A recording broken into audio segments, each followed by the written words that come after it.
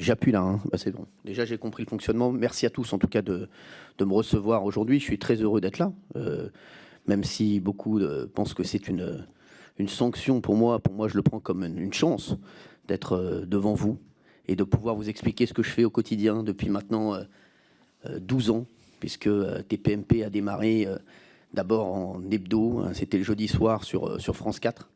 Jamais on n'aurait cru que cette émission aurait un tel succès. C'est vrai que sur France 4, au départ, on avait signé 8 émissions. C'était comme on appelle dans le métier de la télévision une queue de contrat. Et France Télévisions me devait 8 émissions. Ils m'ont dit, bon, fais ce que tu veux. Et puis après, certainement on te dira de partir sur une autre chaîne, puisque c'est vrai que j'avais pas que des succès. Moi, je suis l'animateur qui a fait une traversée du désert avant de traverser le désert.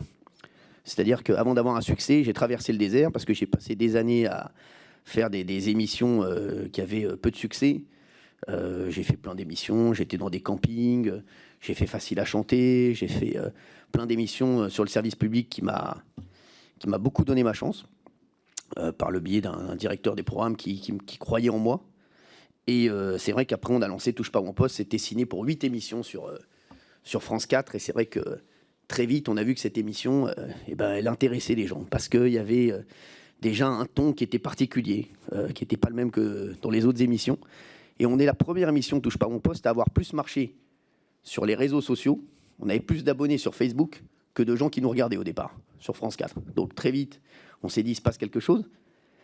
Et puis, France 4 m'a demandé de rester en hebdo avec eux, voilà, pour 2 saisons. Et là est arrivée l'aventure C8, qui était avant Direct 8. Donc ce sont les anciens patrons de Canal+, donc Rodolphe Belmer et Ara Aprikian, et Bertrand Méheux d'ailleurs, qui m'appellent et qui me disent voilà, on va lancer une nouvelle chaîne, on va récupérer des chaînes de la TNT, une chaîne qui va s'appeler C8, et on aimerait que tu sois une des têtes de gondole de cette nouvelle chaîne. Et je me rappelle, Rodolphe Belmer m'avait dit à l'époque, on te mettra un gros moteur avant toi, parce qu'on te mettra une Ferrari. Bon, c'était un jeu de mots, parce qu'il y avait Laurence Ferrari qui était avec moi juste avant. Et là, la chaîne n'existait encore même pas, parce qu'ils n'avaient même pas eu l'autorisation du CSA de l'époque. Et j'ai dit, bon allez, je pars dans une aventure sur C8, cette aventure où je savais même pas où j'allais, parce que la chaîne n'existait même pas. Et voilà, je suis parti pour cette quotidienne, parce que je sentais que cette émission pouvait tenir tous les jours. Et au départ, Touche pas à mon poste, c'était une émission qui parlait que de télévision. Bon, au départ, je voulais être journaliste sportif. Et forcément, voilà, j'étais pas assez bon pour être journaliste sportif, donc je me suis tourné un peu plus vers le divertissement. Il y avait 2 choses qui m'intéressaient, moi, dans la vie, c'était le sport et la télévision. Donc je me suis dit, je vais faire une émission autour de la télé. Donc voilà, on a fait cette émission. Et très vite, sur C8, il y a eu un succès incroyable. Et j'ai toujours voulu que Touche pas à mon poste soit une émission populaire. Je me rappelle des 2 premières semaines sur C8, donc avec les dirigeants de Canal+.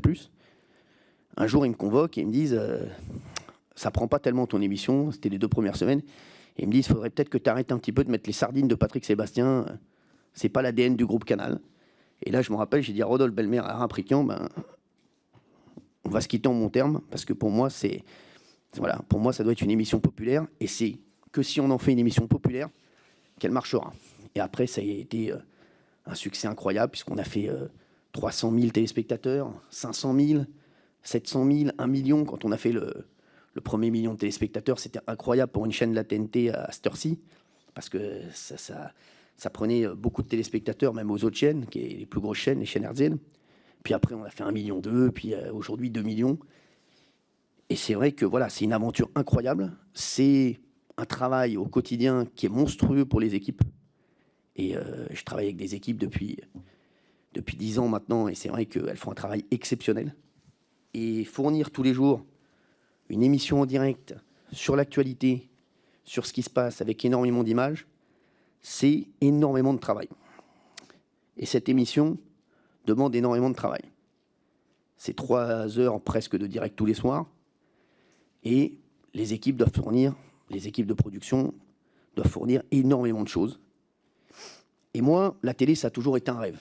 Moi, mes parents, mon père est médecin, ma mère est commerçante, et mon père, je me rappelle, il m'avait dit, je lui ai dit un jour, moi je veux faire de la télé, mon père il m'a dit, moi écoute, je peux t'aider si tu fais médecine, mais je pourrai jamais t'aider dans dans le showbiz, je connais personne, j'ai jamais connu personne. Donc, la seule personne que je connais, c'est le maire des Lilas, Daniel Guiraud à l'époque. Donc, il me dit, je connais personne, moi je peux pas t'aider. Donc, débrouille-toi tout seul. Et je suis rentré en tant que stagiaire. Et c'est vrai que moi, je me suis fait, voilà, je connaissais personne dans la télé, donc j'ai gravi les échelons comme ça. Et aujourd'hui, c'est vrai que voir tout ce qu'on a fait et le succès de cette émission, et même être ici aujourd'hui, que ce soit pour mes parents ou pour moi, ça reste quand même incroyable. C'est vraiment incroyable. Tout ce qui nous arrive autour de cette émission est incroyable. Moi, mes parents, ils sont arrivés de Tunisie en 68. Ma mère travaillait à l'usine pour payer les études de mon père.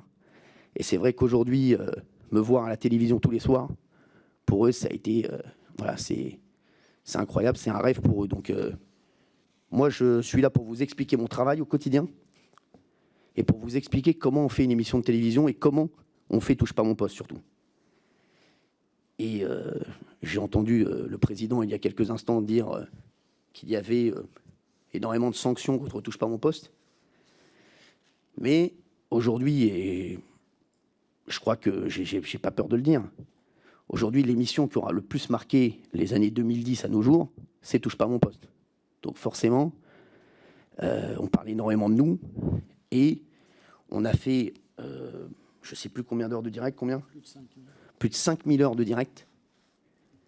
Et les faits pour lesquels on est ici aujourd'hui représentent combien ? 0,12% de l'antenne, 0,1%. Donc bon, ça n'aurait pas dû se passer pour certains d'entre eux.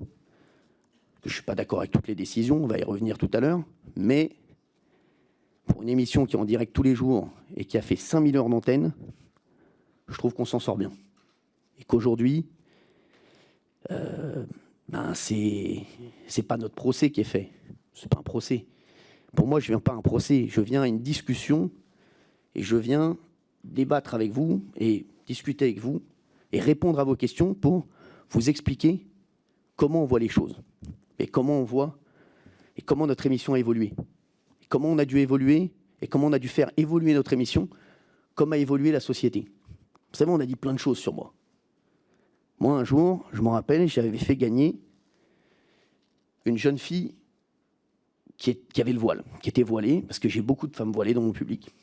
Et moi, j'accepte tout le monde dans mon public. Parce que c'est, voilà, je donne la parole à tout le monde, c'est le propre de mes émissions. Et on m'a reproché d'être islamophobe. Voilà, de dire, il met que des islamistes.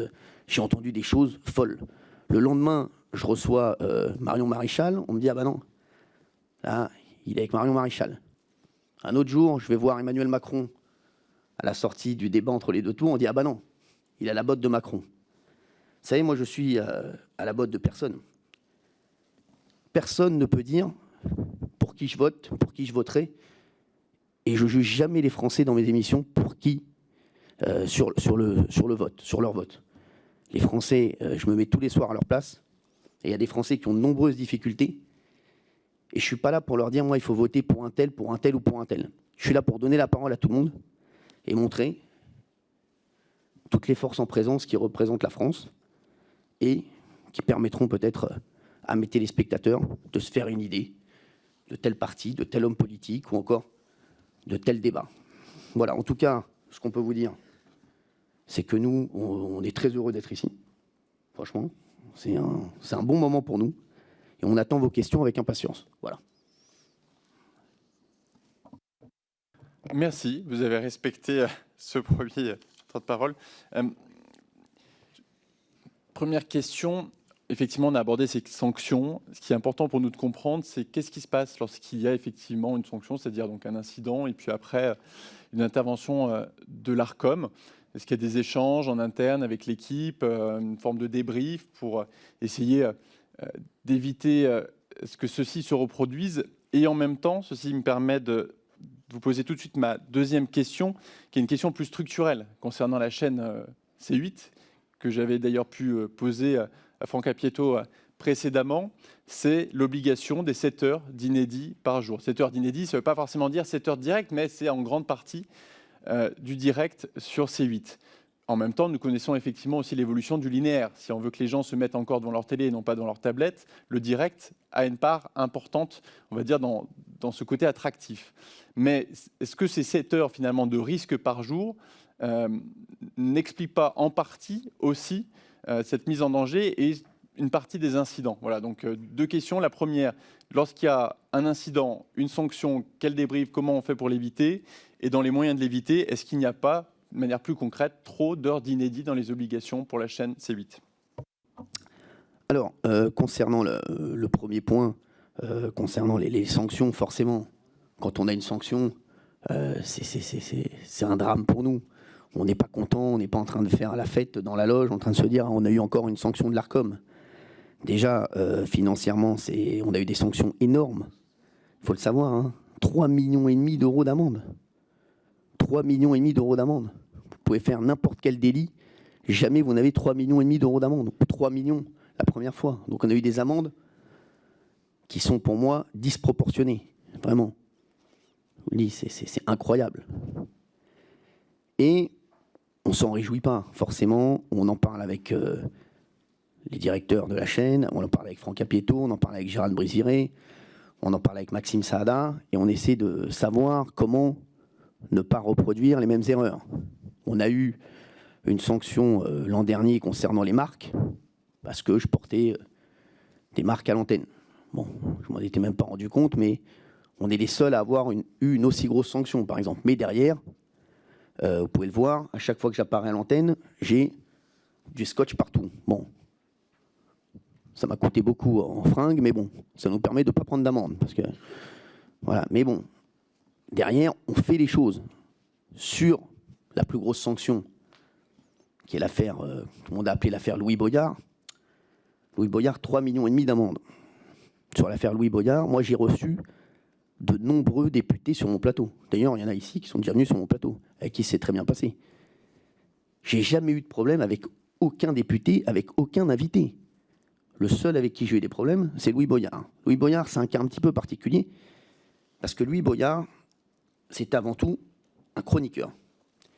Et je pense que s'il a été élu, je ne veux pas nous jeter des fleurs à TPMP et à moi, mais je pense qu'on y est pour quelque chose. Parce qu'on lui a donné une visibilité incroyable. Et Louis Boyard, je l'invite gentiment sur un sujet. Et Louis Boyard arrive, et il avait prémédité, puisqu'on a vu qu'il avait prémédité son happening, hein, comme on dit. Il s'est dit, je vais faire un happening et je vais essayer de faire sortir Cyril de Ségon, ce qu'il a réussi d'ailleurs. Moi, je regrette bien entendu mes propos sur Louis Boyard et les propos que j'ai eus envers lui. Mais quand Louis Boyard est venu sur le plateau, je voyais non pas un député, et j'aurais dû, mais je voyais un pote qui me trahit en direct. Un pote qui m'a appelé un jour et qui m'a dit « Cyril, je suis sur RMC, je gagne pas bien ma vie, je crois que j'ai beaucoup de talent, j'aimerais te rejoindre. » Il est parti du jour au lendemain de RMC, en plus de personnes que j'aime beaucoup, puisque c'était dans les grandes gueules, et j'aime beaucoup les 2 présentateurs, les 2 journalistes des grandes gueules. Mais il est venu chez moi. Il me dit, quand il a été élu, Louis Boyard, à minuit, il m'a envoyé un message. Je le lis en substance, si vous voulez, je peux vous le lire, mais bon. En substance, ça disait, Cyril, ça y est, je suis député, c'est énorme, on va pouvoir faire des darkas. Qui met ça, des darkas, ça veut dire on va pouvoir rigoler ensemble. Donc ça, c'était quelques mois avant. Et quelques mois plus tard, je vois un garçon qui vient en plateau et qui n'est pas du tout le même que celui que j'avais connu. Celui avec qui je rigolais dans les loges. Celui avec qui on passait des heures à discuter avant les émissions. Celui avec qui on se disait qu'on allait prendre un verre.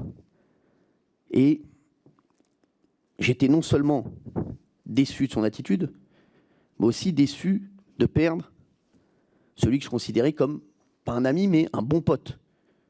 Et moi, il y a un truc qui me rend fou, c'est la trahison. Et j'ai pris son attitude à l'antenne comme une trahison. Derrière, pour répondre à votre question, Monsieur le Président, derrière, bien sûr qu'on se parle avec la chaîne. Et à chaque fois qu'on a eu des sanctions sur un point précis, on n'a pas eu de problème sur la même catégorie d'amende. Louis Boyard, derrière, il n'y a pas eu, depuis l'affaire Louis Boyard, j'ai jamais eu de problème avec un invité. D'ailleurs, j'ai jamais eu de problème avec un invité, ni avant Louis Boyard, ni après Louis Boyard. Je n'ai eu des problèmes qu'avec Louis Boyard. Louis Boyard, comme je vous l'ai dit, qui était non pas pour moi un député, mais un pote. Et voilà, et j'ai été trahi par mon pote en direct. Et je peux vous dire que c'est ça qui m'a fait le plus de peine. Voilà.